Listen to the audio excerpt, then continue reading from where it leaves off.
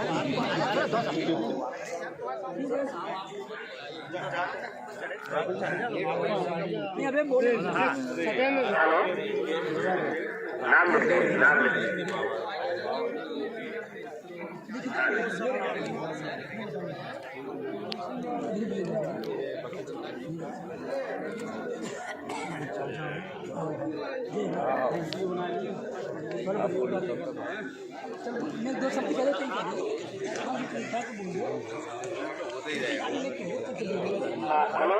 अध्यक्ष जिला कांग्रेस कमेटी अध्यक्ष मान सिंह कुशवाहा जी आए, थोड़ा 2 शब्द कहें।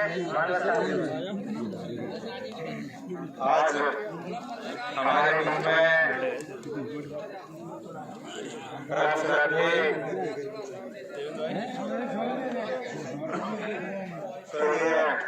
तुलाराम कुशवाहा जी की त्रयोदशी कार्यक्रम में हम लोगों के बीच में भिंड दतिया लोकसभा के कांग्रेस पार्टी के उम्मीदवार आदरणीय माननीय फूलसिंह बरैया साहब आप हम सब लोगों के बीच में अभी मंच पर विराजमान है। निश्चित तौर पर यहाँ जो लोग उपस्थित हैं वो इस बात को भलीभांति जानते हैं कि माननीय फूलसिंह बरैया वो नाम है जिन्होंने हमेशा यहाँ उपस्थित हुए लोगों की लड़ाई जब भी मौका मिला सड़क से लेकर सदन तक आपकी न्यायिक हिस्सेदारी, आपके खिलाफ हुए अन्याय अत्याचार के खिलाफ हमेशा लड़ाई लड़ने का काम किया। निश्चित तौर पर यहाँ तमाम वो साथी लोग उपस्थित हैं। मैंने आज अर्जेंट कहूँ नहीं तो वे आ रहे थे। आज हम लोगों के बीच में हम लोग बड़ा गर्व महसूस करते हैं। आज हम कांग्रेस पार्टी के जिले के अध्यक्ष तमाम देश के युवा साथी राजनीति भाई जिला आज सदस्य बने और कई लोग राजनीति में जो आज सरपंच बन रहे हैं, जनपद बन रहे हैं, जिला पंचायत बन रहे हैं और विभिन्न राजनीतिक दलों के विभिन्न दायित्वों का निर्वहन कर रहे हैं। उन सबका साहस और सामर्थ्यवान बनाने का काम माननीय फूलसिंह बरैया साहब ने किया।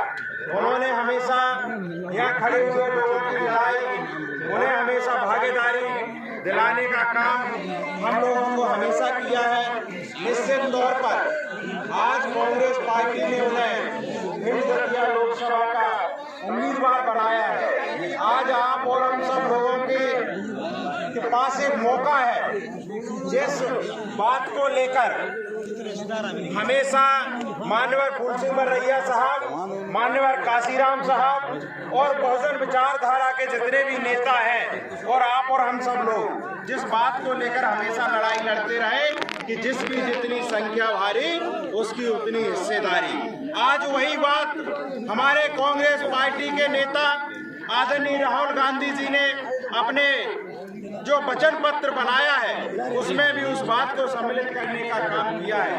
उन्होंने कहा है कि यदि देश में कांग्रेस पार्टी की सरकार बनी तो निश्चित तौर पर सबसे पहले हम लोग जातिगत जनगणना कराएंगे और जनगणना में संख्या के आधार पर हर वर्ग को और भागीदारी देने का काम करेंगे। इसलिए मैं आप लोगों से अनुरोध करना चाहता हूँ कि यह मौका है, यह अवसर है कि आप सब लोग आदरणीय राहुल गांधी जी के हाथ मजबूत करें, आदरणीय जीतू पटवारी जी के हाथ मजबूत करें और हमारे इस भिंड दतिया लोकसभा के जो उम्मीदवार बनाए हैं, जिन्होंने अपना पूरा जीवन यहाँ बैठे हुए लोगों को न्याय मिले उस न्याय की लड़ाई के लिए समर्पित कर दिया और आज आप और हम सब लोगों के बीच में कांग्रेस पार्टी के उम्मीदवार के रूप में आए हैं। मुझे विश्वास है आप सब लोगों की शक्ति, आप सब लोगों का साथ उन्हें बड़ी ताकत के साथ मिलेगा, जिससे वो आने वाले समय में आप और हम सबके हक अधिकार की लड़ाई लड़ सकेंगे। मैं अब इस तत्परता में मैं अनुरोध करना चाहूंगा माननीय फूलसिंह बरैया साहब से कि शोक संवेदना वाले त्रयोदशी कार्यक्रम में निश्चित तौर पर वो अपनी बात रखें। माननीय फूलसिंह बरैया साहब।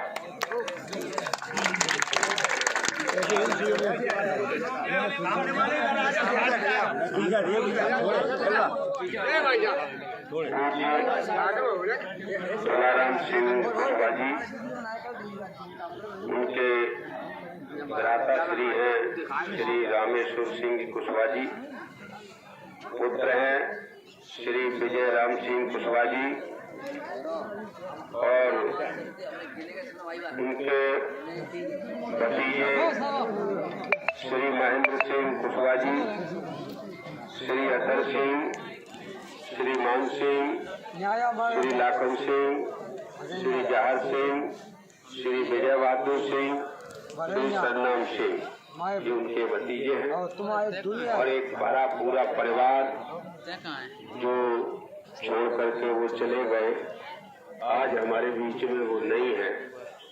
उनकी याद में उनको शांति हेतु तो आज ये भोज रखा गया है।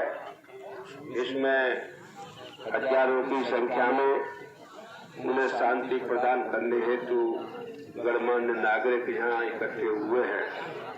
हम लोग अपनी तरफ से, सभी सहयोगियों की तरफ से, साथियों की तरफ से उनकी चित्र पर पुष्पों से पुष्पांजलि अर्पित की है और शब्दों से श्रद्धांजलि भी हम अर्पित करते हैं।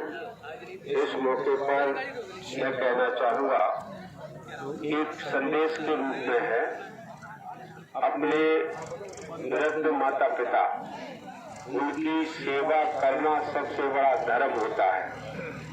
जो लोग अपने माता पिता की सेवा नहीं करते हैं, उससे बड़ा पाप कोई दूसरा नहीं है। इसलिए माता पिता की सेवा करना इसलिए महत्वपूर्ण है। किसी ने लिखा है कि माता पिता सबसे बड़ा ईश्वर होता है, माता पिता से बड़ा कोई नहीं, और माता पिता की सेवा करना यही धर्म है, यही पुण्य है।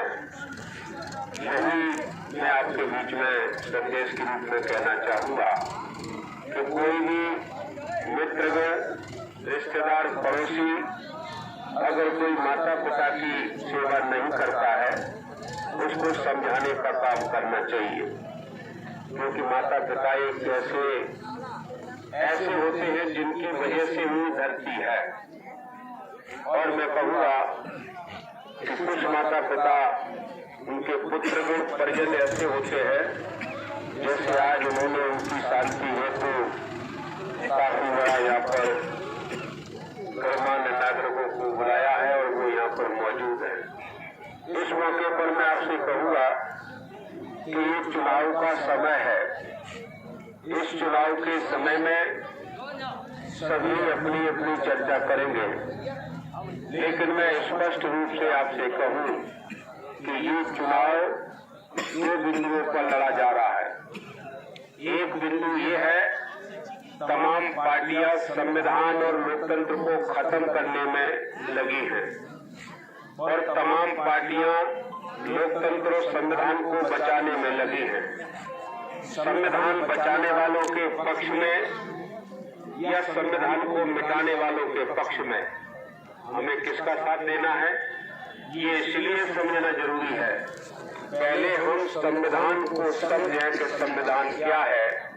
संविधान भारत देश के लोकतंत्र का दस्तावेज है, जिसमें ये लिखा है कि कौन कैसे आगे बढ़ेगा, किसको कहाँ कैसे पढ़ाया जाएगा, किसको कौन सी नौकरी दी जाएगी, किसको लोन दिया जाएगा, कौन राष्ट्रपति बनेगा, कौन प्रधानमंत्री बनेगा, कैसे बनेगा, कैसे चुनाव होंगे, कैसे सरपंच बनेगा, कैसे पंच बनेगा। सारा डॉक्यूमेंट उस दस्तावेज में है, सारे कागजात, सारी लेखनी उसमें लिखी है। और वही लिखा है, जैसे हमारे साथियों ने अभी बताया, उस संविधान में ये भी लिखा है, जिसकी जितनी संख्या भारी उसकी उतनी हिस्सेदारी। तमाम पिछड़ी जातियां जिनकी संख्या 3742 है, वो अभी तक जगे नहीं, उन्होंने अपना हक कभी मांगा नहीं। लेकिन हक लेना कोई बुरी चीज नहीं है। घर में 4 बच्चे, 10 बीघा जमीन है तो 2.5 बीघा बंटना ये नैतिकता है। अगर एक बच्चे की जमीन नहीं दी जाए तो वो पंचायतें इकट्ठी करेगा। ऐसे ही जिन वर्गों के हक आज तक नहीं मिले हैं वो संविधान में सुरक्षित है। लेकिन अब हक मांगने के लिए हमारा पिछड़ा वर्ग का भाई, शेड्यूल कास्ट का भाई अब जागने लगा है और वो अपने हक मांग रहा है। तो हक मांग रहा है, जिस दिन इसको हक मिल गए उस दिन दूध का दूध, पानी का पानी उसी दिन हो जाएगा। और मैं आपको कहूँगा कि इधर तो नौकरियां खत्म कर दी हैं सरकार ने, जो मोदी जी ने, और इधर जनसंख्या का घनत्व तो इतना बढ़ गया है कि जमीन भी खत्म हो रही है। आज जनसंख्या का घनत्व के अनुसार लगभग एक व्यक्ति के पास 5 बीघा जमीन बची है। इधर नौकरियां खत्म है, इस बीच में कोई बिजनेस सेंटर नहीं है। इधर नौकरियां खत्म कर दी हैं और इधर जमीन खत्म हो गई है। अगली पीढ़ी रोटी नहीं खा पाएगी, भूखों मरेगी। इसलिए साथियों मैं आपसे कहूँगा कि उन्होंने कहा कि ये हक मांगने लगे हैं, इनको मना तो नहीं कर सकते हक देने से, लेकिन उन्होंने क्या फैसला किया है कि जिस किताब में हक लिखे हैं, जिस किताब में इनके बच्चे कलेक्टर बनेंगे, एसपी बनेंगे, दीवान दरोगा बनेंगे, थानेदार बनेंगे, एसडीएम बनेंगे, आईजी बनेंगे, डीआईजी बनेंगे, लोन मिलेगा, कारखानों में जाएंगे, जिस किताब में लिखा है वो किताब का नाम संविधान है। तो मना तो नहीं कर सकते हक देने से, लेकिन संविधान ही खत्म कर दिया जाए तो ना रहेगा बांस और ना बजेगी बांसुरी। इसलिए वो संविधान को खत्म कर रहे हैं। लेकिन हम लोगों की जिम्मेदारी क्या बनती है? हम लोगों की जिम्मेदारी बनती है कि हम संविधान को बचाएं, और संविधान को बचाने के लिए ये चुनाव हुआ है। आदरणीय राहुल गांधी जी खड़गे साहब ने कहा कि हम ये हक जिनके अभी तक नहीं मिले हैं अब हम दिलवाएंगे अपने हाथों से। तो निश्चित रूप से बूंद बूंद से घड़ा भरता है। 7 मई को अगर पंजा वाला बटन दबे और 1 सीट बढ़ेगी तो संविधान बचाने वालों की भीड़ शायद ज्यादा बड़ी हो सकती है। और तुलसी बरैया आपके साथ है, 40 वर्षों से आपके साथ है। किसी को समझने की जरूरत नहीं है, किसी को पहचानने की जरूरत नहीं है। मैं ये लड़ाई बहुत पहले से लड़ रहा हूँ और मैं बहुत सीनियर भी हूँ इस लड़ाई को लड़ते लड़ते। तो मैं आपसे कहूँगा कि ये लड़ाई एक ऐसी लड़ाई है, इसको अगर नहीं लड़ा गया और संविधान खत्म हो गया तो 140 करोड़ लोगों का जीवन उसी दिन नष्ट हो जाएगा। कोई जीना चाहेगा तो कैसे जी सकता है?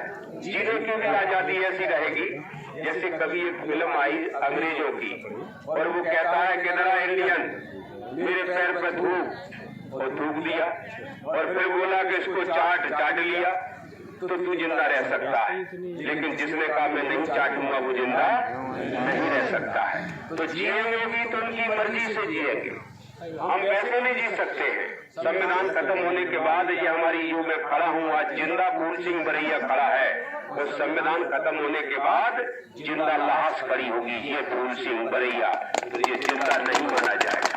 इसलिए मैं आपसे कहूँगा कि संविधान को बचाना, आगे आने वाली पीढ़ी जो बच्चे हैं, जो पेट में है बच्चे, अभी उन्हें मालूम नहीं है कितना बड़ा खतरा आ गया है। इन बच्चों के हित में, आने वाली पीढ़ी के हित में, आने वाली संतानों के हित में अगर हम कुर्बानी भी कर दें तो उनके हित में अगर संविधान बच गया, समझो 140 करोड़ लोगों का जीवन बचेगा। इससे बड़ा पुण्य धरती पर दूसरा नहीं हो सकता है। इसलिए साथियों मैं आपके बीच में ये शब्द कहता हुआ, उनमें से पूज्य तुलाराम सिंह जी के चित्र पर मैंने अभी पुष्पों से पुष्पांजलि और शब्दों से श्रद्धांजलि दी है।